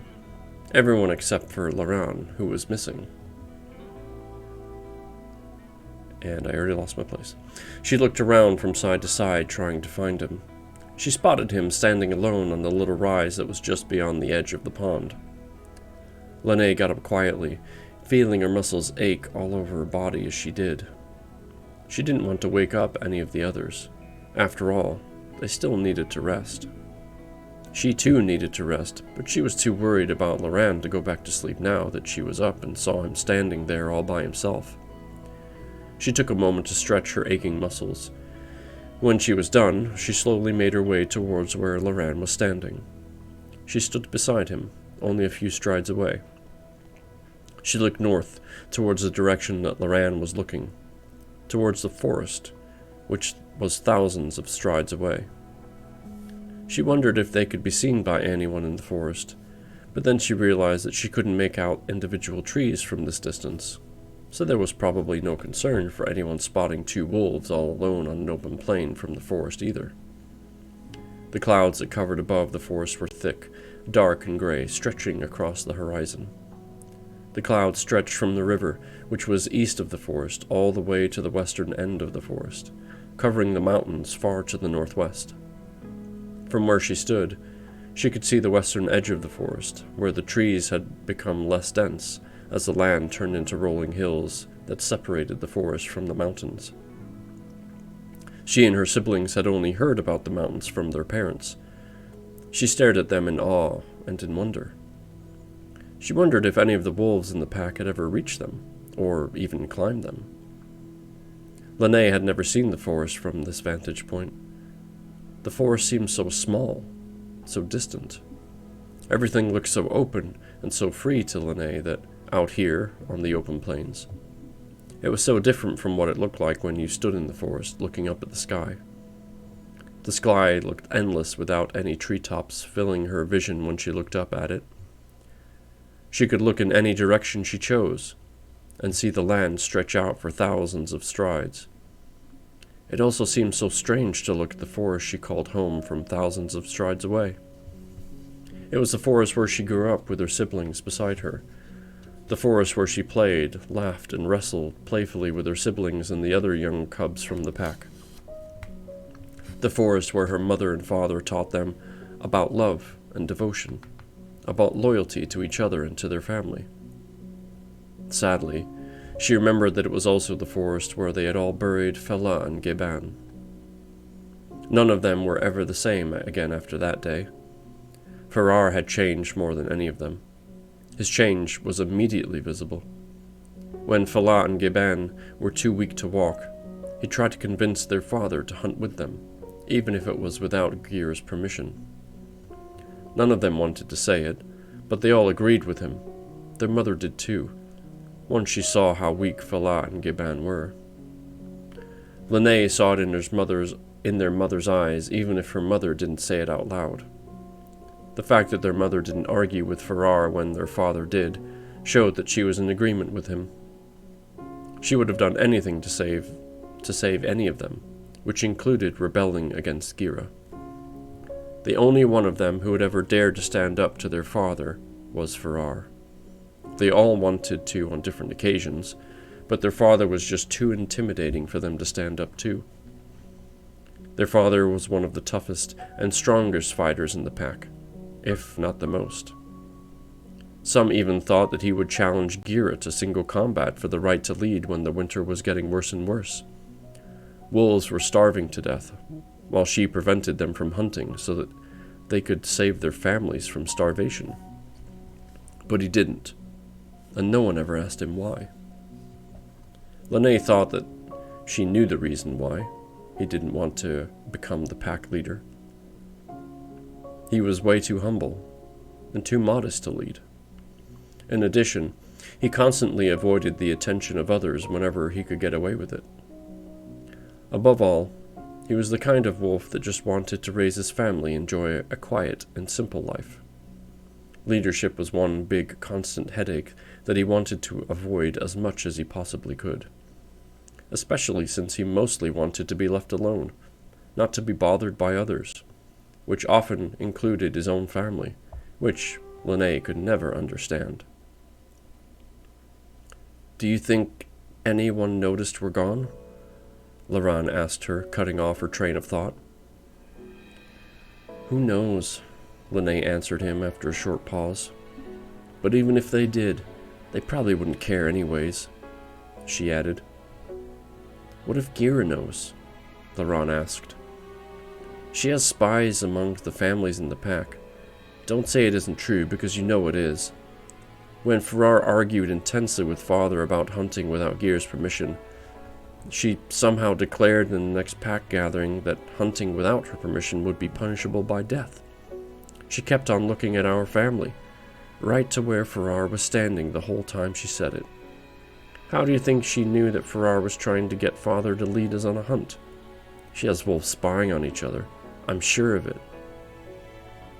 The heat and emotion in Laran's voice made his words much louder than they usually were. "We have no way of knowing that for sure, Laran." As soon as the words left her mouth, she regretted saying them. Everyone knew that there were spies among the pack, even if no one had any way to prove it. It was a feeling that no one was able to explain. Somehow, Gira knew things about what wolves were saying to each other. There was only one answer that could explain why many of the wolves in the pack felt that way. Wolves who were loyal to Gira were eavesdropping on other wolves to gain her favor. And the simple reason for wolves to spy on other wolves on her behalf was to survive. Gaining favor with Gira meant getting meat from her hunts, which meant not starving. Gaining her favor could also mean getting her approval to hunt, which also meant meat for yourself or your family, which again meant survival. This made gaining Gira's favor the difference between life and death. It was the difference between keeping your family fed throughout the winter or burying them in the cold and dark earth after watching them starve to death in front of your very own eyes. The way they all watched Fela and Giban starve to death, then bury them next to each other. Lene will never forget that day, nor will she ever let herself forget them and how much they both meant to her. She will never forget how her father dug their graves with the coldest and hardest look on his face that any of them had ever seen. Lene knew that it was too hard and too tough to allow himself to cry next to them. When her mother started to cover Fela and Giban with the dirt that her father dug up from the ground, her mother started howling and sobbing. As her mother's sobs grew louder and more painful, her father's face just got harder and colder as he kept his emotions locked up inside.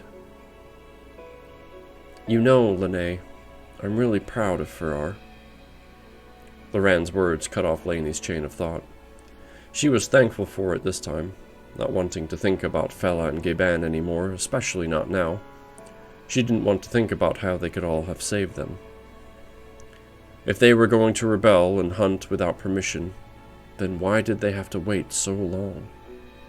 Why wait and end up burying those who were starving to death, all because Gira prevented them from hunting in order to survive? "Lene, is everything all right?" Laran asked. "Yes, Laran, everything's all right," she answered with a voice that was choking as she held back tears. Laran looked at her with an unwavering stare, staring her straight in the eyes. They both stared at each other for a long moment, neither one of them blinking. That was when Lene saw that Laran was crying. Lene was just as surprised to see that Laran was crying as much as she was surprised about the fact that she had not noticed this whole time. Laran was hurt by the same way that they all were. He was probably grieving even more than the rest of them.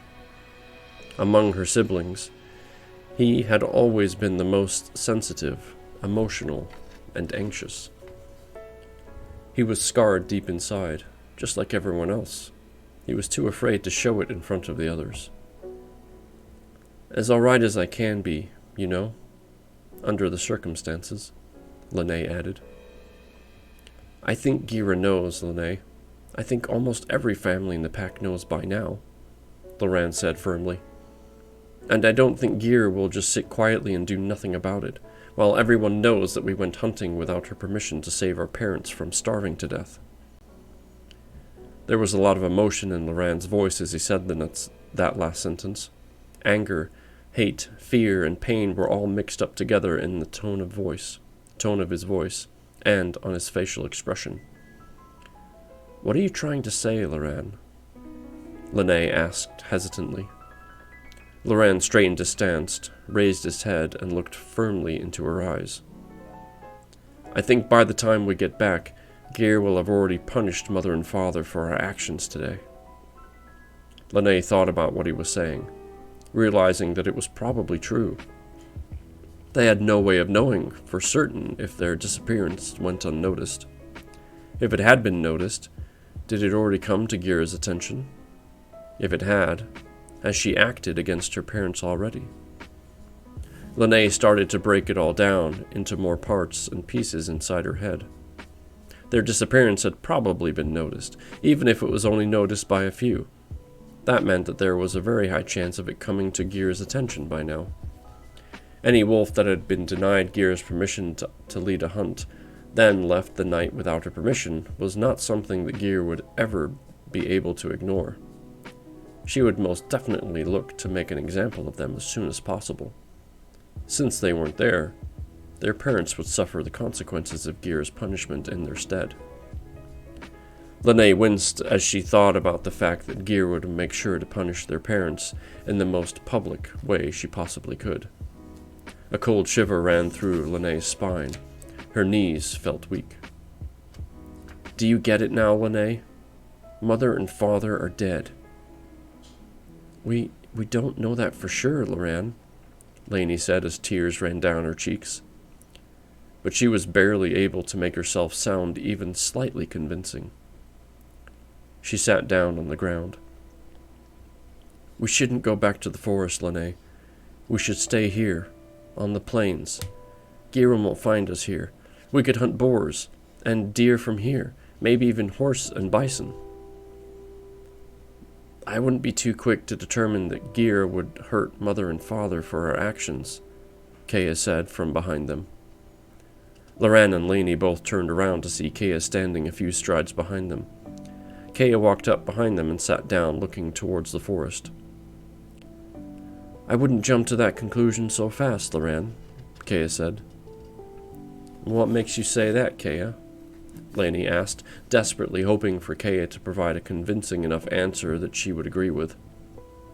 Kea often thought of something that many of them would miss, and in this case, Lene wanted to hear Kea correct them more than she ever did. Lene held her breath as her mind desperately hung on to the hope of Kea pointing out something that she had, she and Loran missed that would make them believe that their parents were still alive and well. Lene knew that she would probably even convince herself beyond what was reasonable to assume, in order to believe that Kea was about to say even before she heard it. Only so that she could hang on to the hope that she would see her parents again, even if it wasn't true. She was already hurting enough as it was from things that she couldn't change. She was not ready to accept the death of both of her parents. Especially not at the time when Lene felt like her life was falling apart. She still wanted to know that she could find comfort in her mother's compassionate eyes. She wanted to know that she could always melt into her mother's warm embrace whenever she was sad and lonely.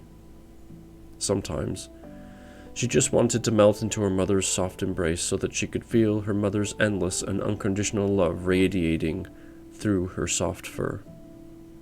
She still needed to be able to feel more confident from her father's wise and reassuring words. She would still need to straighten her back and feel stronger from his confident, strong gaze. Lene was surprised to feel just how insecure and afraid she was feeling right now. How long did it take for the other families to notice that Fela and Giban had died? Kea asked. It was days before anyone came to comfort us. Even though we buried them out in the open, where anyone looking would see us burying them. The first ones who showed up to pay their condolences arrived 4 or 5 days after we buried them, and they only noticed because of the new burial mounds outside of our cave. Noticing that 6 wolves went missing at that time, when most wolves rarely leave their caves, is much less likely. Lene and Loran looked at each other. Then they looked at Kea. There could be other reasons why the wolves that showed up delayed offering their condolences, Kea. Don't forget that, Lene said with tension in her voice as she held back tears. Such as? Loran asked in a surprised voice. Lene looked at Loran and saw that just like her, he too was hoping to find Kea's argument convincing enough for him to hold on to the hope of her parents being alive, and well when they returned. He was desperately looking to be convinced by Kea, just as she was.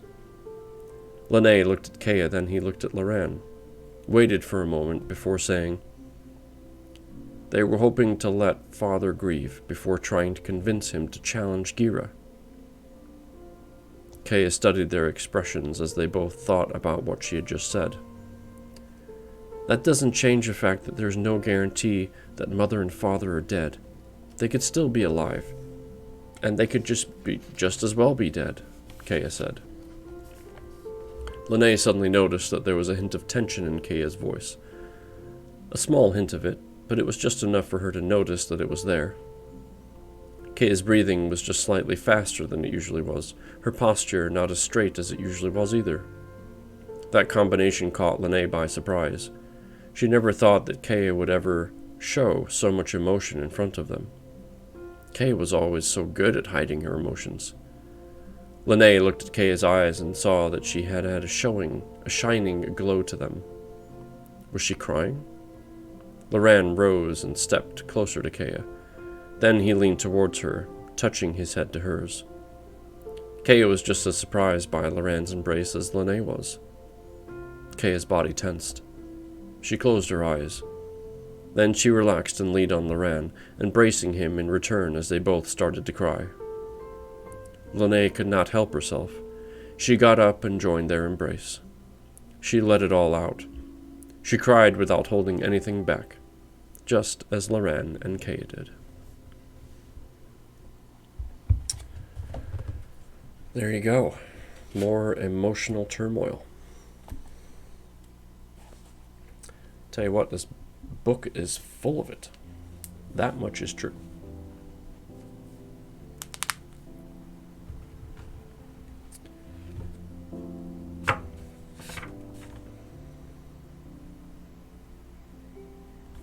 Alright, we have about 10 minutes left before the next battle. And we're coming up on my 2-hour mark, so I think I'll read this next chapter, which is entitled Rhea.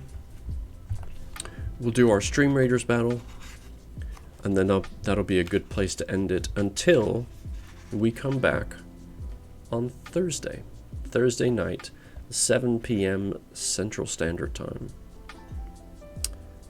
And that'll be perfect, actually, because that's when we get into Farrar's chapter on page 171. And Farrar's chapter, that's the longer one. It's about 40 pages. So every so often there's just one chapter that's a little bit longer than all the others. So that'll be a good place for us to start off on Thursday. So, as I've posted before, if you are curious about this and other books by this author, there's the link to this book. And yeah, so let's get into it, and we'll see where we go. So, as I said, this one is Rhea.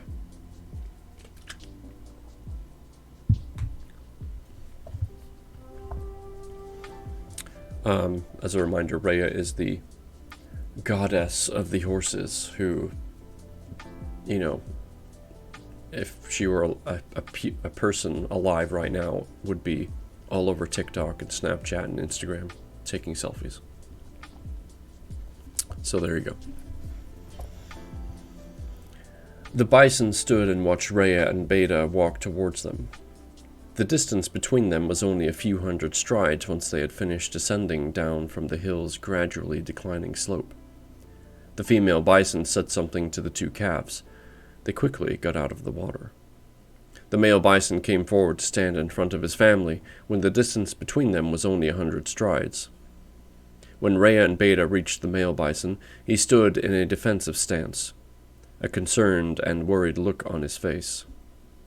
When the distance between them was only 10 strides apart, Rhea stopped and looked at him straight in the eyes with a look of amusement on her face.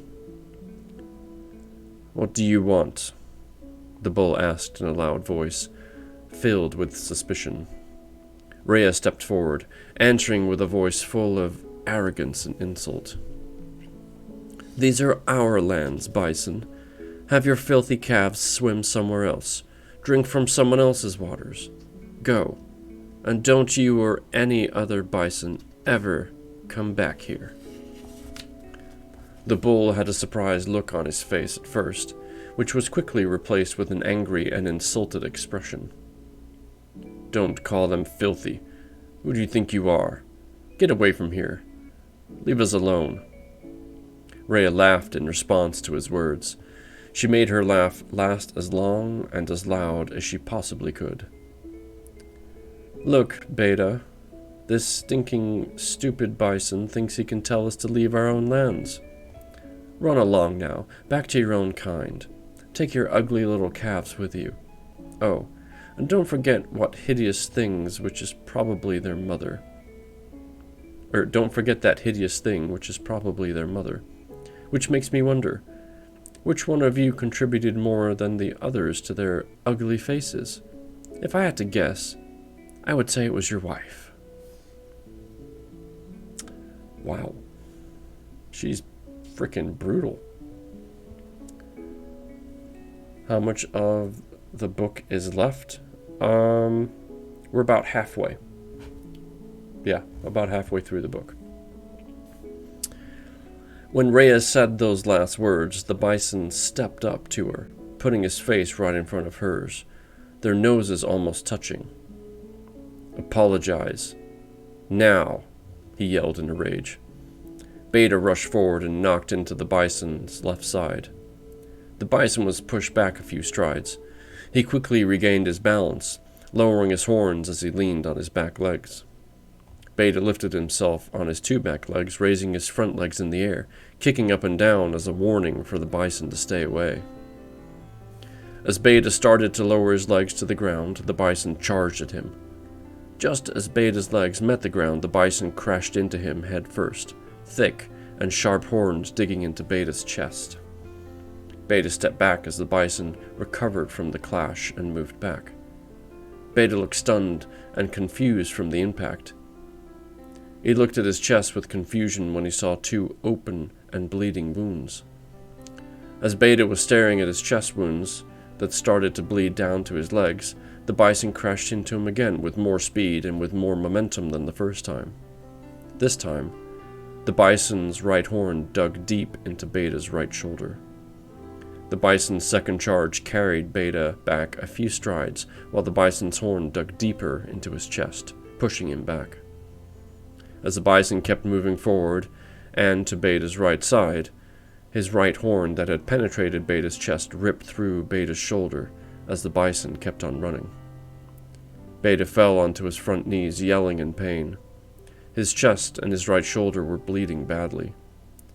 The bison swung around to the left and charged into Beta's exposed right side. Beta was thrown to the ground. He landed on his left side with 2 open bloody wounds showing on his right. The bison ran over Beta as he kept moving forward after making contact. Then he slowed down and turned to face Beta, who was now lying on the ground. The distance between them was only 20 strides. Beta was trying to get up from the ground, but he wasn't able to. Seeing that Beta wasn't able to get up, the bison turned his attention to Rhea, who was only 30 strides away. His nostrils vibrated as loudly and puffed air in and out through his nose, his eyes red with rage. He breathed heavily while focusing his gaze on her. He lowered his horns and charged at her. Rhea moved to the right when the distance between them was 10 strides. The bison passed charged Rhea, missing her completely. Rhea was in full gallop, running towards the tribe's grazing lands by the time the bison slowed down from his attempt to trample her. She ran as fast as she could to get away from the bison. When she reached the top of the hill where she and Beta stood only a short while ago, she turned to look if she was being followed by the bison. The first thing that caught her eye was the bison running as fast as they could away from the lake toward the bison's grazing lands to the west. Then, she looked at Beta. She wasn't sure if he was still moving. She tried to listen if he was yelling for help, but she couldn't make out any sounds from his direction. She waited a few more moments before she was certain that Beta wasn't moving. Rhea heard loud sounds of horses galloping towards her. She turned to see 20 stallions running towards her only 100 strides away. Her run up the hill at full gallop must have caught the border patrol's attention. They stopped as they approached her, creating a defensive formation around her as one of them ran ahead to see what was happening beyond the hill. A tall gray stallion stepped right in front of her and asked with a loud and clear voice, "Lady Rhea, what happened? Are you hurt?" She was not surprised that he knew her name. The whole tribe did, as a matter of fact. She had no idea who he was. She didn't care to ask either. "The bison attacked us. Beta and I fought them, but when he fell, I was surrounded by them. I barely got away. Please, you must help Beta." A bulky black stallion approached the gray stallion that was talking to her. "There's a dead stallion next to the lake. There are no other animals in sight." The tall gray stallion turned to a thin brow stallion. "Inform King Diru, now." The tall brown stallion turned around, galloping away as the gray stallion turned to the 2 other stallions. "Notify the patrolling companies to the south and to the north. Report back when done." The 2 stallions immediately galloped away as the one ran north while the other ran south. The tall gray stallion turned to the bulky black stallion who reported seeing Beta's body. "Stay here and keep watch for the rest of the squad. I will escort Lady Rhea back to safety." He then turned around, motioning for her to follow him. She turned away from him, walking back to look at the lake again. The other stallions moved aside to let her pass between them. She walked a few steps beyond the line of the stallions, looking towards the lake. Rhea looked at Beta's dead body as it lay still on the grass. As she stood there looking at his body, she knew that he would not be the only stallion to die in the days to come. The only difference between Beta's death and the death of the other stallions that will die in the days to come was that the other stallions would be lying on the ground with a large number of dead bison all around them. Rhea turned around and galloped off to find Diru. The Grey Stallion tried to catch up with her. And that ends that little chapter. Perfect timing for our battle. So Rhea is the evil queen of, well, wants to be queen of the horses. That is for freaking sure.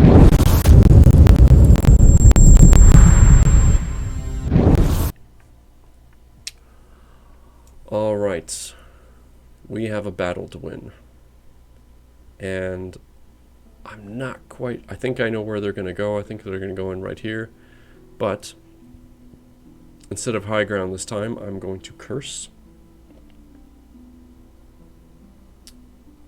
this clump right here. And while the battle's going on, I'm going to look for someone for us to raid. So, good luck.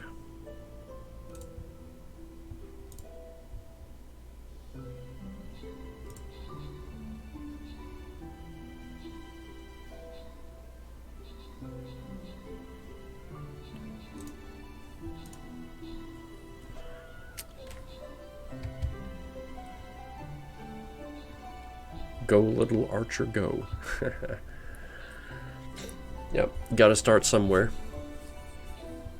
I apologize for not doing shout-outs this time around. We have had a lot of amazing people in the chat today. Queen, Gemma, M, Aranel, and a few others that I'm sure I've missed. So if you haven't gone to check them out, please do. M, you might be one of the newest people in here that I haven't been able to shout out before, but M is a great, fun person to go see. She will read each week, but she also does crafting, and my favorite new little fun thing to do is an online puzzle, which is a group experience. So, oh, and Gemma, you are also a streamer as well, if I remember correctly. So, just lots of people to go see. And look, M, you get your first reward with some scrolls. So, good job, everybody.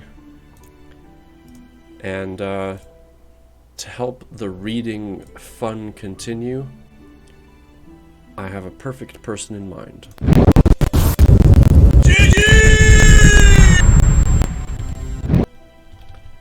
GG's indeed.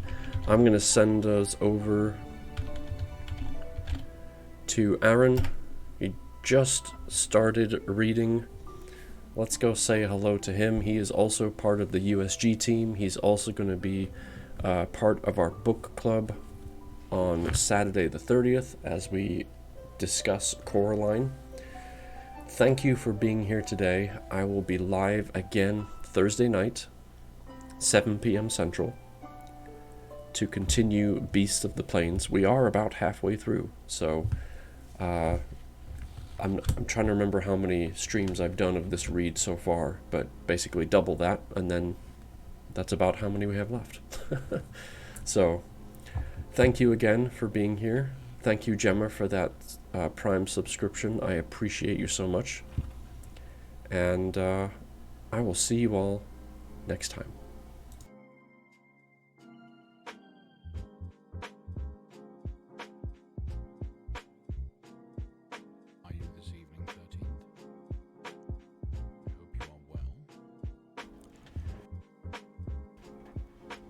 And hey, maybe he noticed me going live soon, but Atkinson just raided with a party of 10 right off the bat. Yeah! Welcome, welcome, Gemma15. Welcome, Emmisme8. Glad to have you with us. Thank you very much, everyone.